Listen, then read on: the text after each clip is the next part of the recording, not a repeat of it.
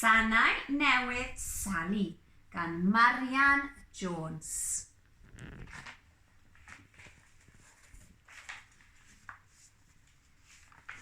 Beth sydd yn y parsel? Gofynnodd Huw bob liw.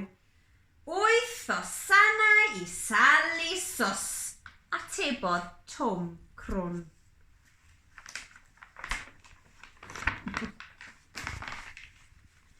Neidiodd Twm Crwn i ganol y môr mawr. Splash!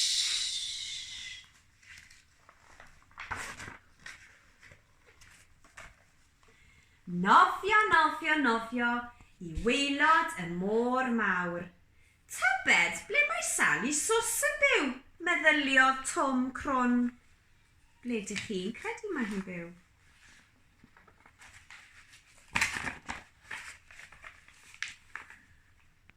Mae Sali'n byw draw yn y fan acw, meddai Neli'r pysgodi'n jeli.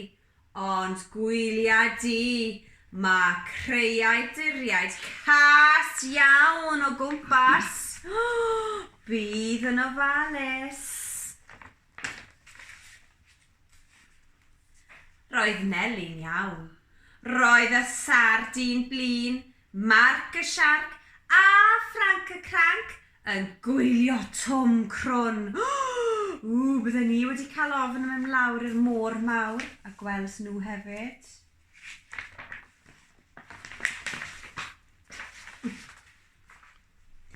Tyrd ar sanau i mi, gweiddodd Ffranc y cranc yn flin. Roedd Twm Crwn drian yn crio a chrio a chrio. Wedi cael ofn.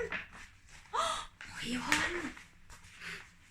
Clywodd pri cri Twm Crwn yn crio. Pri cri ydw i, wedi dod i'ch helpu chi, meddai. Waw, dyna wisg anhygoel. Gwisg melyn.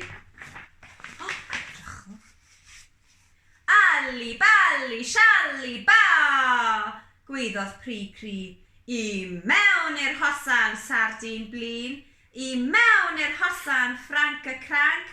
I mewn i'r hosan Marc y siarc.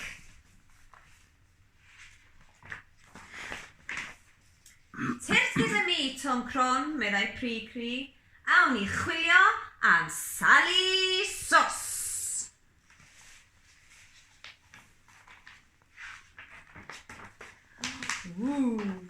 Wedi hon. Sori. Dyma hi. Helo, Sali Sws, yr octopus. Dyma 8 o sanau i ti. Diolch yn fawr, Twm Crwn. Diolch yn fawr.